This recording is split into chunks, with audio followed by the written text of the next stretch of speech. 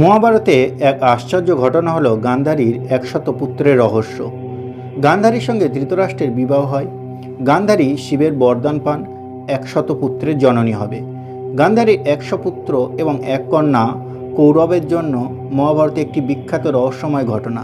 ঋষি ব্যাস গান্ধারীকে 100 পুত্রের আশীর্বাদ করেছিলেন, তাই তিনি 100 পুত্রের জননী হন। 2 বছর গর্ভধারণের পর গান্ধারী এক পিণ্ড মাংসের জন্ম দেয়। এটি ছিল একটি অস্বাভাবিক ঘটনা, যা জন্ম রহস্যকে আরও গভীর করে।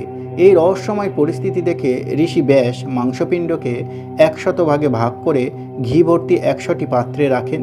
এরপরে 100 পুত্র এবং আরও একটি পাত্রে একটি কন্যার জন্ম হয়।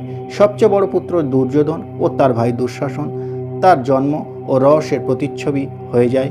এছাড়াও বিকর্ণ এবং আরও অনেক পুত্র ছিল, যারা পরবর্তী কুরুক্ষেত্রের যুদ্ধে মারা যায়। গান্ধারী একমাত্র কন্যা ছিল, তার নাম দুঃশলা।